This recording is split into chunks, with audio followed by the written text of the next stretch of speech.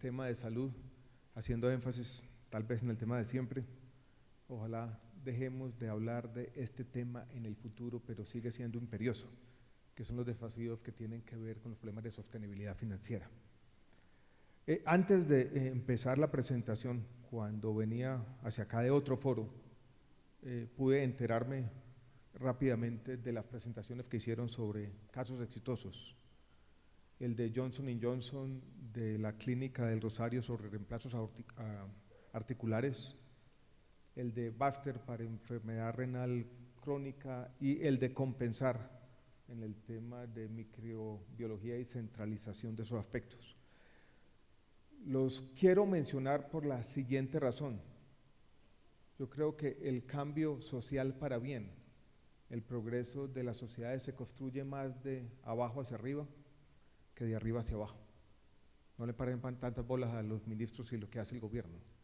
En el fondo lo que tenemos que garantizar desde el Estado es un ambiente, un contexto para que experiencias como estas se conviertan en la norma, no en la excepción.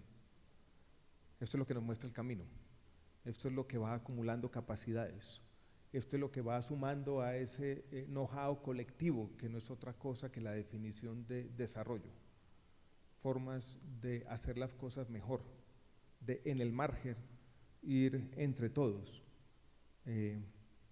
contribuyendo a la mejoría del sistema y por lo tanto la mejoría del bienestar de la población, que es un objetivo compartido por todos, de eso no me cabe ninguna duda. Entonces, felicitaciones, no solamente a quienes hicieron las presentaciones, sino a quienes invirtieron muchas horas de su tiempo, probablemente robado a sus familias, a trabajar por el bienestar de todos. Yo quiero organizar mi presentación en tres partes, una primera parte corta sobre tal vez el momento del sistema de salud, después pasar a la problemática financiera y discutir poco las causas, y yo voy a dividir las causas de los problemas financieros en dos tipos, unas más estructurales y otras más de carácter coyuntural o transitorio, ojalá, y después hacia el final de la presentación hacer una reflexión sobre las soluciones y cómo esas soluciones tienen que incorporarnos necesariamente a todos. Yo creo que el sistema de salud colombiano hoy está en una suerte de transición, tal vez hemos tenido muchas, pero uno sí puede decir que por lo menos algunos de los objetivos preponderantes planteados por la Ley 100 del año 93 y si se quiere por la Constitución en su artículo 49, que era el de la cobertura universal y en particular el objetivo de la protección financiera en condiciones de equidad a toda la población. Ese objetivo, a pesar de las dificultades, uno podría decir está cumplido. Hoy en día, al menos en teoría, tenemos un sistema de salud que tiene una cobertura del 98%, unos planes de beneficio igualados entre quienes contribuyen y quienes no lo hacen, entre el régimen contributivo y el régimen subsidiado, y un plan de beneficios que ha sido capaz, a pesar de los problemas, de incorporar de diferente forma las últimas innovaciones. Es un dato que ustedes conocen, de pronto algunos de nuestros invitados internacionales no son tan plenamente conscientes, pero Colombia tiene el gasto de bolsillo como porcentaje del gasto en salud tal vez más bajo de la región, con Uruguay apenas el 14%, ese porcentaje para el promedio de la región oscila entre 30 y 40%, en algunos países incluso que son presentados como el paradigma de la equidad, Costa Rica, el gasto de bolsillo alcanza el 50%, lo mismo ocurre en Brasil, por ejemplo. Esto es, la protección financiera es un objetivo cumplido, pero en el ámbito social, tal vez paradójicamente, los logros vienen acompañados de desafíos aún mayores. Y ya este discurso de la protección financiera como objetivo cumplido comienza a sonar repetitivo, casi vacío. En algunos sectores de la sociedad más críticos dicen cínico, porque la gente demanda algo distinto. Demanda unas condiciones de oportunidad, de acceso oportuno, con integralidad y calidad que están incluso reiterados en algunas de nuestras normas, la ley estatutaria entre ellas. Y ese es el punto donde estamos, donde uno podría decir, ya no podemos seguir con la misma letanía de siempre de la protección financiera. Tenemos que dar o contar otra historia de cómo vamos a responder a las expectativas crecientes de la población y a nuestros compromisos institucionales, no retóricos, plasmados en la ley estatutaria, que es un desarrollo de nuestra constitución política, que dice oportunidad, integralidad y calidad, tienen que ser los desafíos nuevos del sistema de salud. Así estamos. Y esos desafíos, que son más de una naturaleza cualitativa que cuantitativa, son más difíciles y requieren esa construcción de capacidades en muchos ámbitos, y tenemos que decirlo claramente: no los vamos a cumplir de la noche a la mañana. Son complejos y van a requerir seguramente persistencia, coherencia y continuidad en las políticas públicas, no por años, sino por décadas. Pero en todo caso, yo no quisiera que menospreciáramos los logros sociales del sistema de salud. Yo lo he dicho en muchos foros, ustedes me lo han oído, algunos estarán diciendo, ya el ministro va a decir lo mismo, pero lo voy a repetir. 25 años después de la Constitución del 91, una generación, yo creo que el régimen subsidiado en salud, y en particular la protección financiera a la mayoría de la población, es uno de los logros sociales más importantes de nuestro país, tal vez el más importante, vuelvo y repito, en este corte de cuentas, que son 25 años. Una generación ya pasó. Nosotros, casi todos somos los colombianos aquí, hijos de la Constitución del año 1991. Ese ha sido el entorno institucional en que hemos desarrollado nuestras actividades profesionales, públicas o privadas.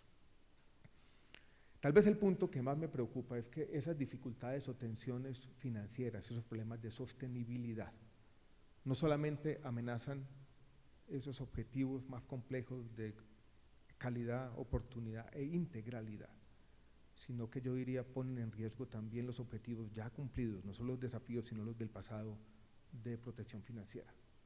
Y ese es otro momento de nuestro sistema de salud, de transición hacia un sistema mejor, pero también un momento difícil donde las dificultades financieras se han vuelto avasallantes, casi preponderantes, y han concitado la preocupación de todos. ¿De dónde vienen los problemas financieros? Colombia comparte algunos de los problemas con todos los sistemas de salud del mundo. El envejecimiento de la población es una realidad insoslayable. En Colombia, sobre todo en el centro de nuestro país, en la zona cafetera, ese envejecimiento de la población se está haciendo evidente porque tuvimos una transición demográfica muy rápida hace 50 años, del año 65 hacia adelante, cuando tuvimos, después de Costa Rica y de pronto Brasil, la transición demográfica más rápida de América Latina, que hoy se traduce en un envejecimiento acelerado de la población, vuelvo y repito, en el centro del país. Y ese desafío lo tenemos allí y trae y ocasiona problemas financieros, pero ese no es el principal. Los problemas demográficos se van manifestando poco a poco y nunca son los que nos causan los mayores problemas, porque tenemos tiempo para irnos preparando y las sociedades se preparan para los desafíos demográficos. Yo creo que los problemas son de otra naturaleza. Uno, y yo creo que tiene que ver con la presentación que ya se hizo, a pesar de que todavía tenemos una doble carga epidemiológica, Colombia ha tenido una transición epidemiológica también muy rápida. Y hemos tenido lo que algunos estudiosos del desarrollo económico y social llaman la convergencia social, no solamente en Colombia, en América Latina. Tomen ustedes una fotografía de la esperanza de vida al nacer hace 50 años, del promedio de América Latina y el promedio de los países desarrollados, o si se quiere compararnos con un solo país, los Estados Unidos, y la brecha era esta. Existían los indicadores de mortalidad o cualquier indicador trazador de salud, una brecha, casi un abismo, entre el promedio de los países en desarrollo y el promedio de los países desarrollados. Tomen esa misma fotografía hoy, estamos aquí. Ha existido lo que algunos llaman convergencia social. En el área de los indicadores sociales, en particular en el área de los indicadores de salud, pensemos en la esperanza de vida. Hoy en día esa brecha se ha reducido sustancialmente. La esperanza de vida, creo, en Chile es mayor que la esperanza de vida en Estados Unidos. Si ustedes hacen el mismo ejercicio con otro indicador, no de naturaleza social, que también se incluye en los indicadores de desarrollo humano, el Producto Interno Bruto por habitante, se van a dar cuenta que la brecha en su momento era grande, menor que la brecha social, y no se ha cerrado de la misma manera. Esto es, hemos tenido convergencia social sin convergencia económica. Tenemos los mismos desafíos de las enfermedades crónicas no transmisibles, que representan el 70% de la carga de enfermedad, o desafíos muy similares, no los mismos, pero muy similares a los de un país desarrollado, pero todavía con una capacidad económica que es muy inferior. El gasto en salud de Colombia es, comparado con el de Estados Unidos, 600, 700 dólares por habitante, corregido por PPA, igualando las capacidades de poder adquisitivo, es 8.000 o 9.000 en Estados Unidos. Con desafíos de salud que comienzan a ser los mismos y con otra realidad que no es socioeconómica, sino es sociológica. Las expectativas de nuestras clases medias urbanas comienzan a ser muy similares a las expectativas de las clases medias urbanas de los países desarrollados. Hoy quieren tener acceso a las mismas tecnologías con la misma oportunidad y la misma integralidad. ¿Cómo conciliar los mismos problemas, las mismas expectativas, con una capacidad económica que es en el mejor de los casos una décima parte? No es fácil. Esa ecuación no la cuadra nadie y por eso la vida de los ministros de salud en ningún país en desarrollo, bueno, en desarrollado es fácil, porque hay un problema que es inmanentemente difícil de resolver y que requiere algo que en nuestras democracias modernas mediatizadas no es fácil, y es decir, vamos a ir avanzando gradualmente, vamos a ir moviéndonos en esa dirección, pero no podemos llegar a donde otros ya han llegado en cuestión de años, cuando a los otros les tomó décadas. La paciencia colectiva no hace parte de la realidad democrática de nuestros tiempos, desafortunadamente. Y ahí comienza a surgir también otro problema que explica nuestros desafíos financieros, y es que queremos acceder a las nuevas tecnologías de la misma manera que se está haciendo en los países desarrollados. Y ahí surge un primer desafío que no ha sido fácil en Colombia, y es la forma como nuestro país ha incorporado la innovación, sobre todo la innovación farmacéutica, en los últimos años. Digámoslo claramente, no se hizo de una manera ordenada. Por mucho tiempo se cerró la puerta, por lo menos se cerró la puerta en el formulario básico, en el plan obligatorio en salud, que no se actualizó porque el país venía avanzando en una dimensión que no era la de ampliar los beneficios, no era el margen intensivo, sino el margen extensivo, incluir a todo el mundo. Ese fue el desafío de la década anterior, aumentar la cobertura del régimen subsidiado.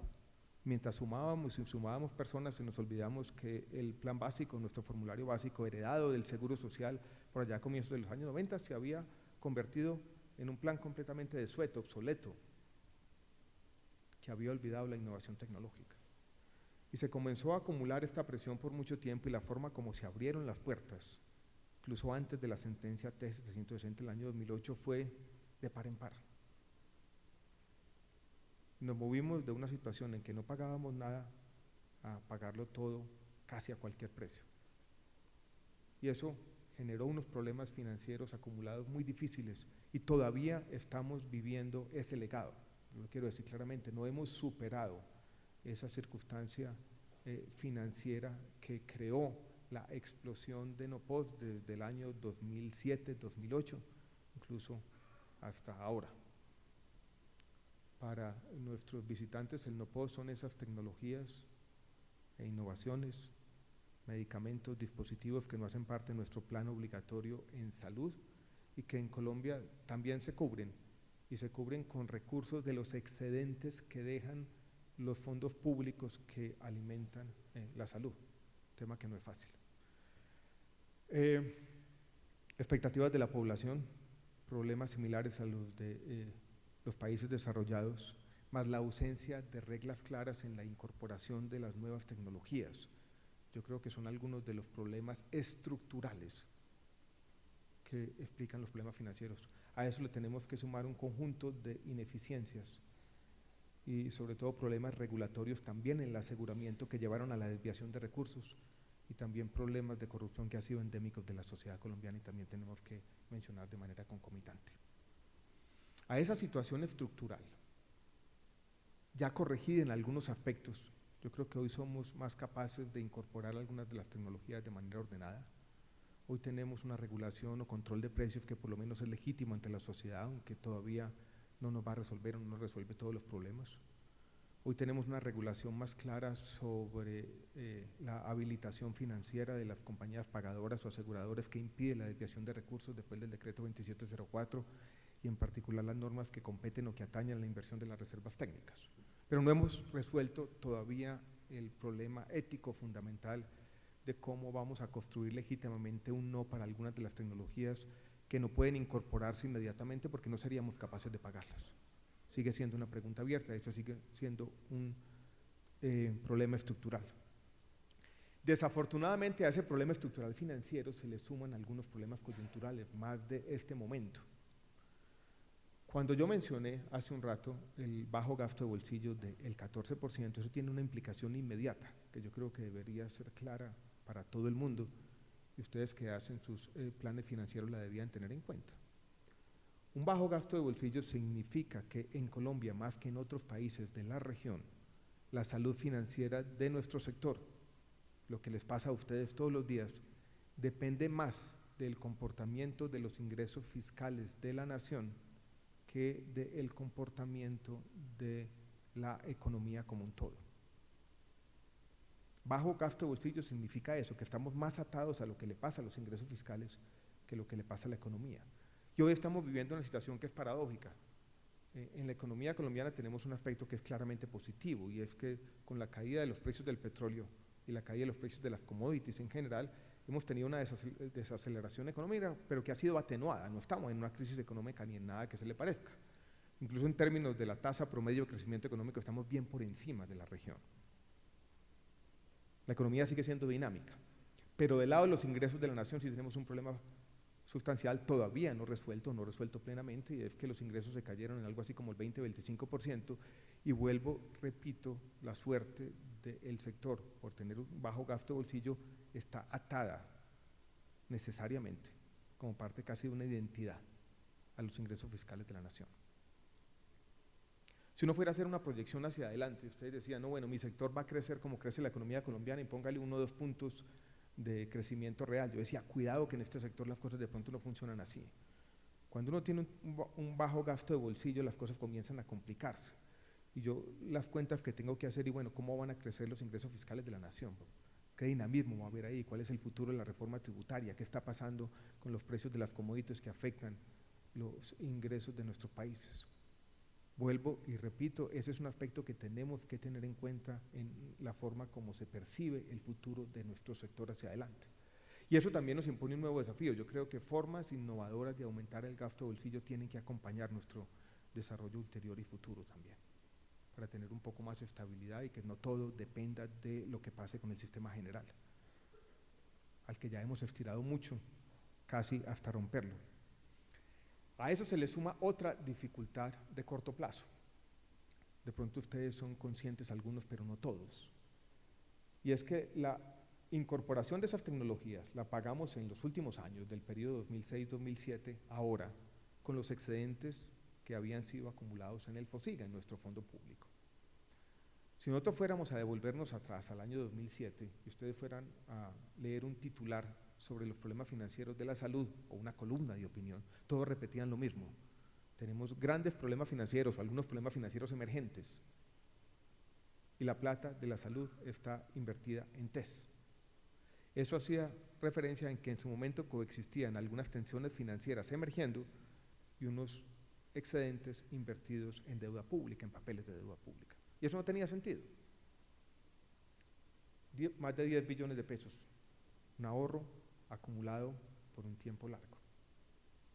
La noticia, tal vez compleja, es que los excedentes del FOSIGA se acabaron.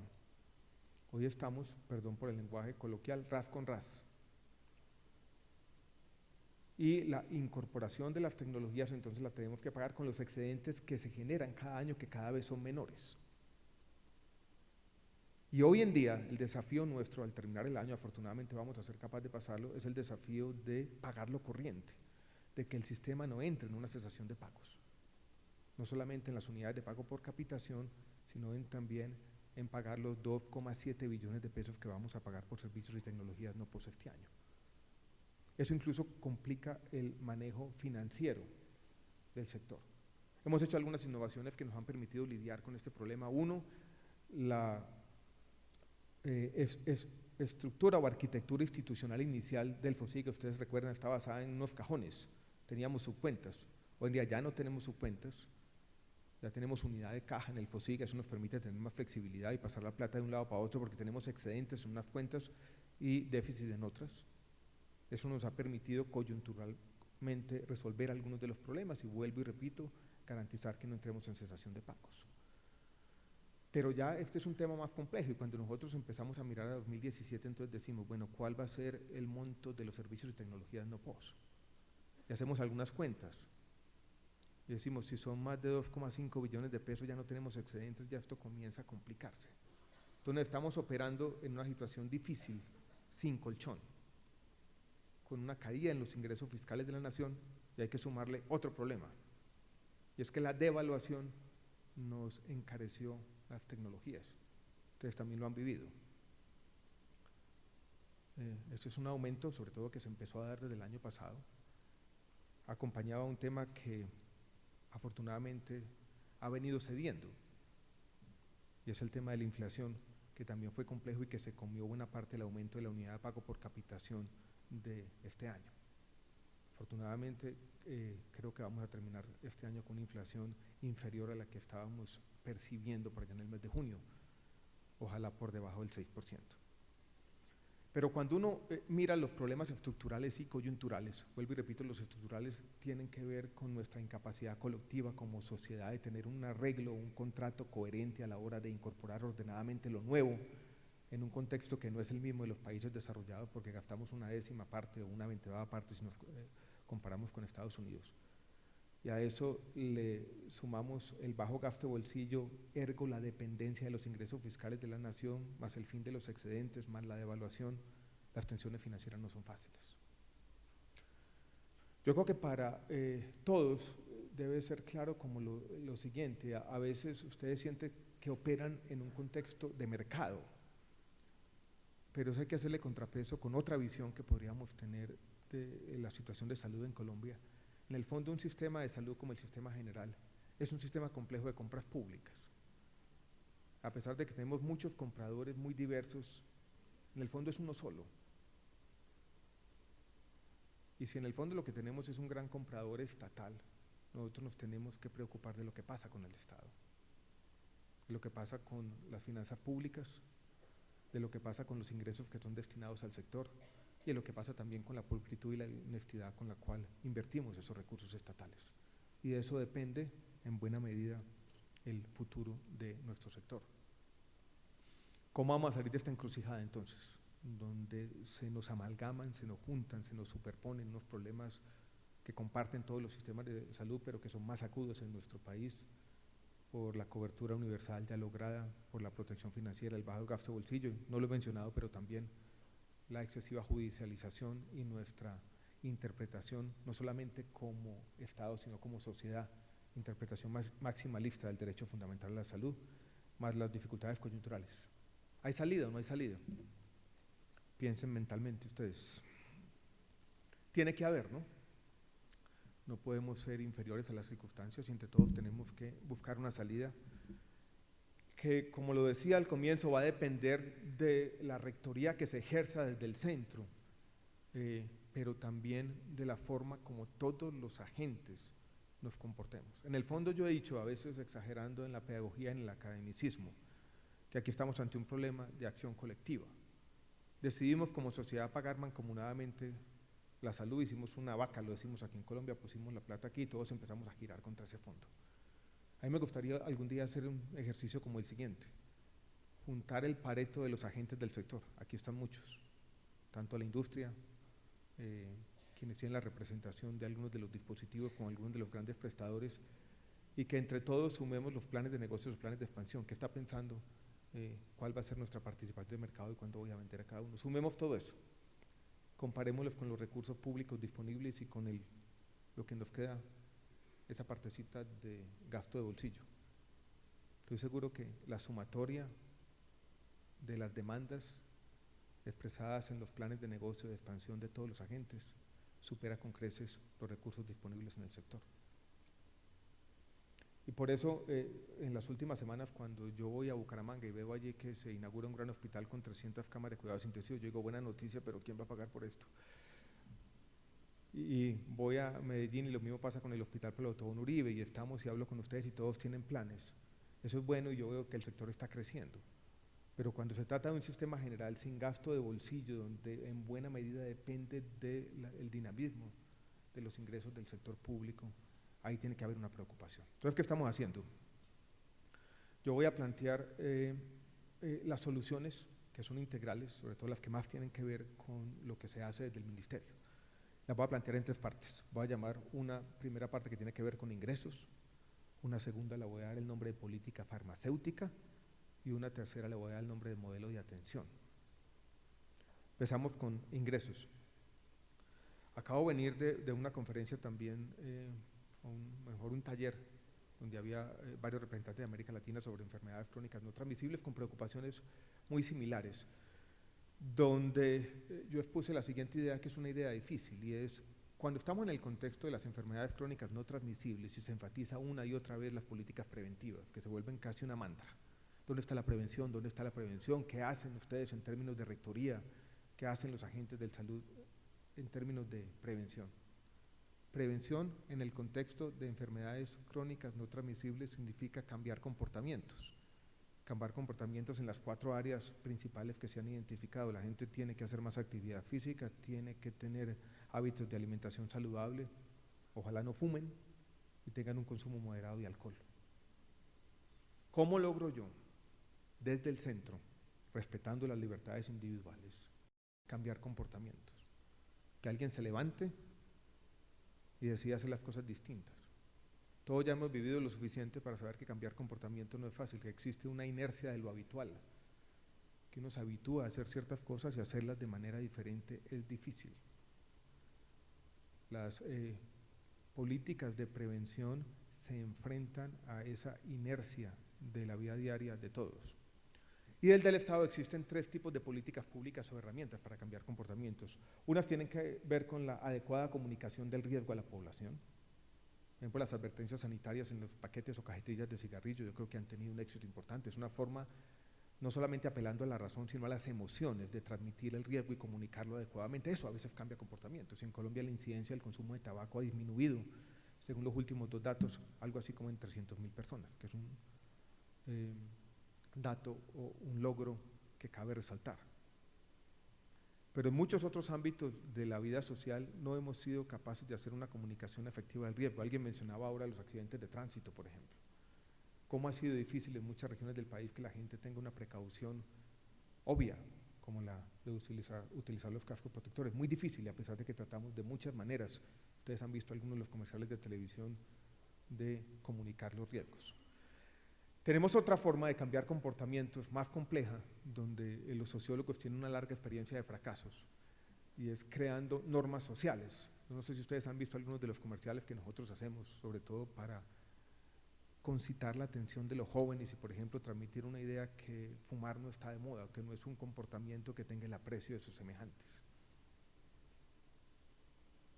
No es fácil tratar de crear de manera deliberada, con mensajes hechos desde el centro y con comunicación masiva, la creación de normas sociales, la ingeniería de valores, como dirían Tanas Mocos. Y nos quedan entonces los incentivos, que pueden ser subsidios, pueden ser impuestos o pueden ser restricciones a la oferta. Es en este contexto, en el contexto de una carga de enfermedad mayor, de enfermedades crónicas no transmisibles, de las dificultades para cambiar comportamientos, que nosotros hemos propuesto los impuestos saludables. Y les voy a hacer una contabilidad sencilla de lo que implican en términos de sostenibilidad para nuestro sistema de salud. El recaudo puede estar entre 1,5 y 2 billones de pesos, es un impuesto del 20% a las bebidas azucaradas y triplicar el impuesto al tabaco para acercarnos al promedio de América Latina. Y eso podría ahorrarle al sistema de salud 4 o 5 años después de consolidado algo así como 700.000 millones de pesos anuales, para tener un efecto total que supera los 2 billones de pesos, que no nos va a resolver todos los problemas, pero yo creo que sí nos resuelve desde 2 vías. Una de salud pública, y no estoy hablando de vidas salvadas, que son en nuestros cálculos algo así como 2.500, 3.000 al año, una vez se consoliden los impuestos. Eso lo hace, pero también tiene un alivio financiero, y eso es una parte. Mayores ingresos y también unas políticas preventivas basadas en estos impuestos saludables, que además tienen un efecto positivo adicional, o 2 efectos positivos adicionales que yo quisiera resaltar. Uno, que nos permiten hablar de estos temas que teníamos por allí más relegados en medio de las discusiones, y segundo, importante, que nos transmiten también una idea importante de justicia redistributiva y de corresponsabilidad y esa ética del autocuidado que tiene que acompañar en todos los países del mundo la expansión de la seguridad social. Y es que también estamos diciendo, señor, si usted fuma, le va a costar al sistema de salud un poquito más, está bien que de esta manera indirecta, con impuestos mayores, pague un poquito más también. Y eso nos consolida esta idea, vuelvo y repito, de la corresponsabilidad, de que todos tenemos con los recursos públicos que aportar un poquito y que también los aportes tienen que guardar algún tipo de consistencia o coherencia con los costos al sistema de salud, sobre todo si son costos asociados a hábitos en los cuales yo de manera autónoma como individuo decido hacerlo. Yo soy respetuoso de las libertades individuales. Mayores ingresos, entonces, ojalá nos vaya bien en el Congreso, tenemos esa discusión. Lo otro tiene que ver con la consolidación de una política farmacéutica, ustedes la conocen bien, de regulación de los precios, tanto para medicamentos, lo que hemos hecho en dispositivos es un piloto que hemos evaluado el año pasado en este mismo foro, sacamos algunas conclusiones al respecto, no voy a volver a lo mismo. Competencia también, yo creo que es importante, la regulación es siempre difícil, siempre compleja, es un juego repetido entre regulado y regulador. La competencia ya no es un juego repetido, ya es un contrato social distinto y ya no genera unas condiciones distintas de estabilidad. Por lo tanto, la promoción de la competencia, por ejemplo, en los mercados de los biosimilares, que es un desarrollo o un desafío para el mundo entero, nosotros hemos deliberadamente tratado de avanzar ahí más rápidamente que otros países.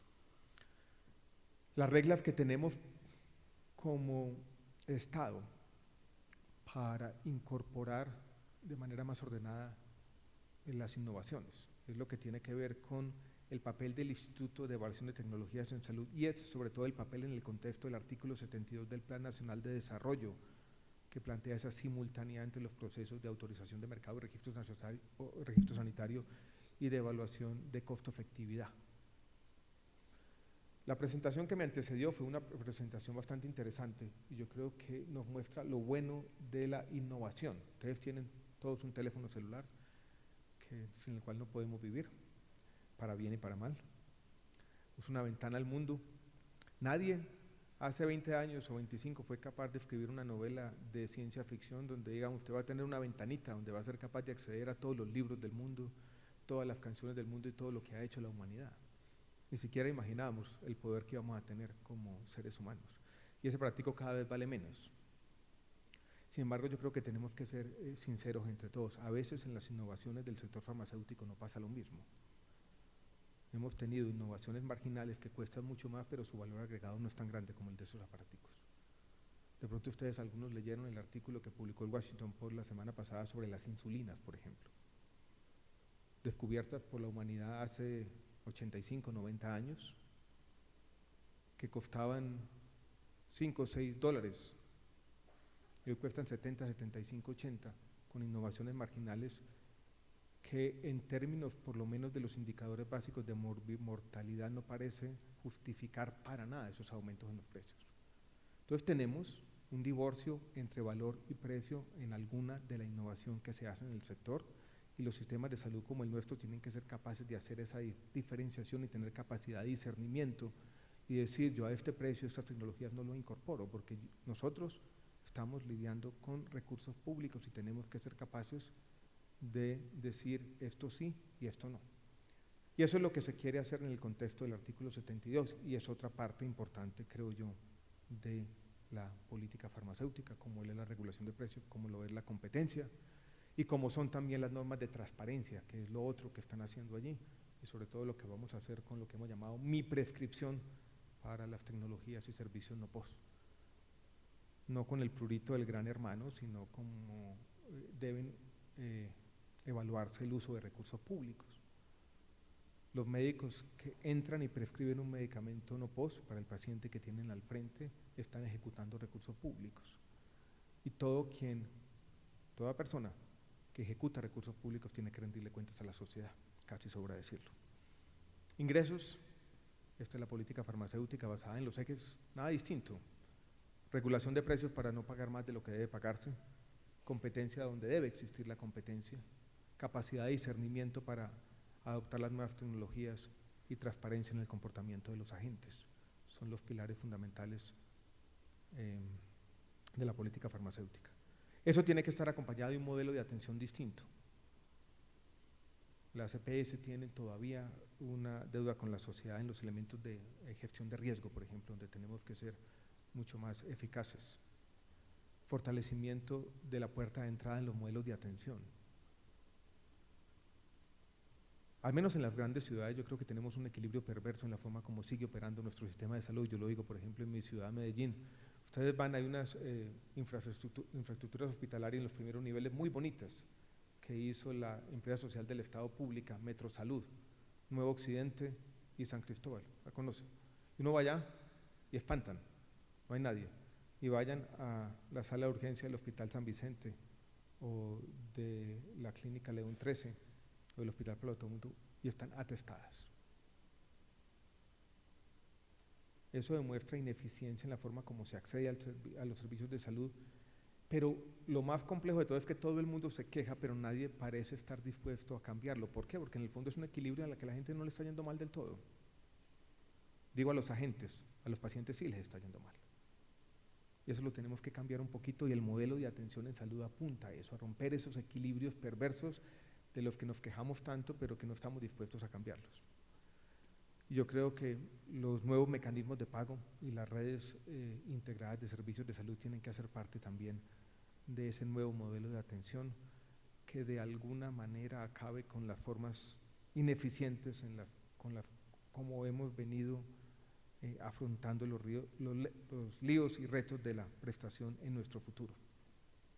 El MIAS, el modelo integral de atención en salud, la política farmacéutica, los nuevos ingresos y seguir trabajando, tal vez como lo hemos hecho, no siempre con éxito del todo, en promover la pulcritud y la honestidad de todos los agentes en el uso de los recursos públicos, para no solamente hacer que los recursos rindan, sino para aumentar la confianza pública y la legitimidad en el sistema, que también es una variable fundamental incluso para usar bien los recursos, porque acá a veces tenemos círculos viciosos, la gente no cree en el sistema y ergo no utiliza bien los recursos, como los recursos no se utilizan bien, la gente deja de creer en el sistema y en ese remolino muchas veces pasa todo lo que pasa todos los días. Quiero dejarles con un mensaje que tiene un doble sentido. Primero, intranquilizarlos un poco diciendo que los problemas financieros no son fáciles porque tienen estas dimensiones estructurales y coyunturales. Sobre todo me preocupa la coyuntural si no pasa lo que debe pasar en la reforma tributaria y las dificultades que hemos tenido sobre todo este año a la hora de hacer el cierre financiero del sistema. Han sido muy difíciles, yo creo que no se habían repetido en los años anteriores cuando teníamos los excedentes del FOSIGA. Entonces ahí tenemos una tensión. Vuelvo y repito, estirando el sistema, no lo hemos roto, pero ahí hay un problema. Pero quiero también decirles que tenemos entre todos que seguir contribuyendo para que las cosas mejoren. El trabajo que hacen ustedes para aumentar la eficiencia en el uso de los recursos, los mayores recursos que podemos traer al sistema. Ojalá podamos construir un consenso en algunos de los elementos esenciales de la política farmacéutica. Yo sé que los afectan, yo sé que a veces este diálogo es un diálogo complejo, pero en el fondo lo peor que nos puede pasar a todos como sistema es que el sistema siga gastando más de los recursos que tiene y las cosas se compliquen verdaderamente. Y esa construcción de capacidades colectivas, esa invitación a hacer la reforma a la salud de abajo hacia arriba, que es el modelo integral de atención en salud, que yo creo que va a seguir concitando los esfuerzos hacia adelante. Yo no creo que los desafíos del sistema de salud se vayan a arreglar en el Congreso de la República con una gran reforma estructural o como se llame. Hay una paradoja, si se quiere, y es que estos problemas que hemos descrito que son difíciles, no han sido enfrentados con inacción por parte del Estado o del mismo Congreso. A veces yo repito las reformas legales que hemos intentado para lidiar con algunos de estos problemas, la 1438, la 1608, la 1751, la 1753, la 1797, todas normas que han traído recursos, que han logrado resolver algunos problemas y que demuestran que este es un problema que es difícil, complejo, en un sistema tan descentralizado donde lo que ocurre es el resultado de decenas o cientos de miles de decisiones que tomamos todos los días sobre cómo enfrentar nuestra salud como individuos y cómo enfrentar colectivamente los retos de la atención en salud para toda la sociedad. Tenemos que ser capaces de sacar esto adelante, no solamente por la naturaleza de mi cargo. Los funcionarios tendemos a veces, ojalá no me pase, hacia la demagogia, sino por convicción personal. Yo creo que vale la pena seguir manteniendo lo que alguien llamó ese sesgo por la esperanza, y esa es la invitación con la que quiero terminar esta presentación. Gracias a todos por la atención.